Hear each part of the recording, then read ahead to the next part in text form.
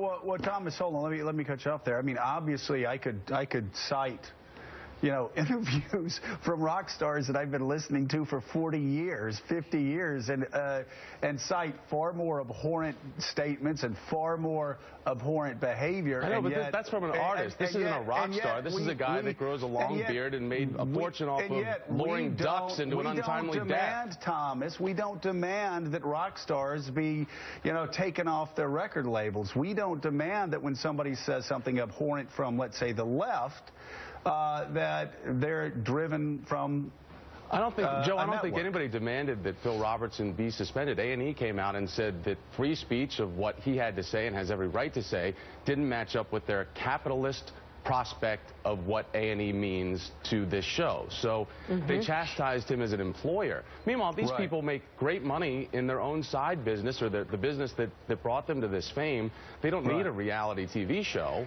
But they chose to raise their family to this level. Do you think he should have been suspended because he said homosexuality is a sin? I guess that's what... That doesn't sound like why he's being suspended. That's what we should strip it down to. I think he was suspended. I mean, because there's more to it. He goes also into the Jim Crow era of the South and talking about the African-American community, saying that they were happy, pre-welfare, pre-entitlement.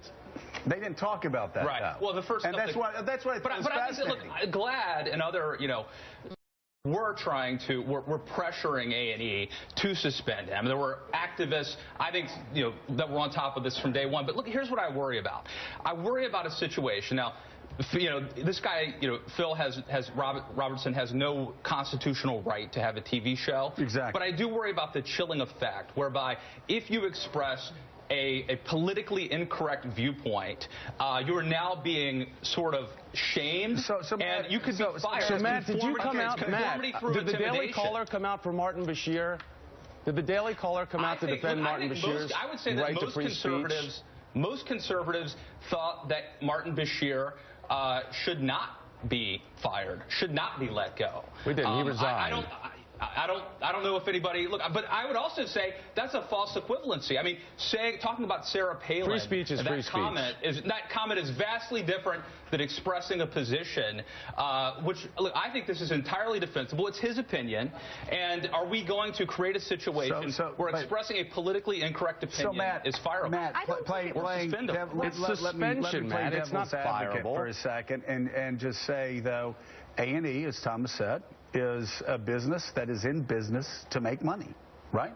So they also have the freedom to fire somebody, right? If they suspend somebody, if they want to do it, just like Phil Griffin at MSNBC. They have every right to do it. Has that right. But this is I think this is part of a larger trend where you are seeing coercion and people who hold politically incorrect political and religious viewpoints being essentially punished.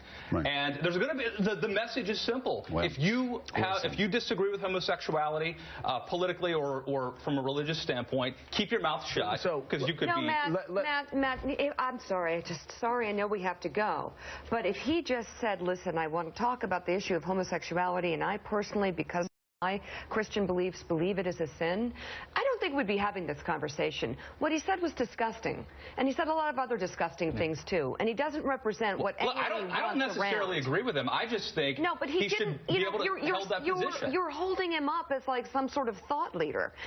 Did you hear what Thomas Roberts read? Yes. That was disgusting. Would you want that on the Daily Caller? Look. Would you like to have that on the Daily Caller? Would you like to have someone speaking that way about homosexuality on the Daily Caller? It's not the way that I would have presented it, but I will defend his position, his right to say it, and I don't think we should have this sort of position where we wring our hands and punish people and essentially cast people out. Capitalism means free speech.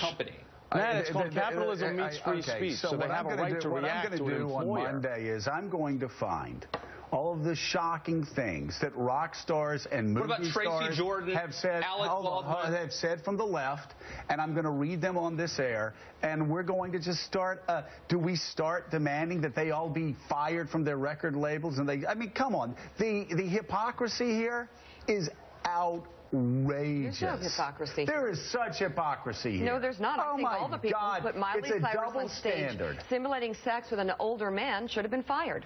It's a double standard. Let's go. But we'll continue this. We'll be right back.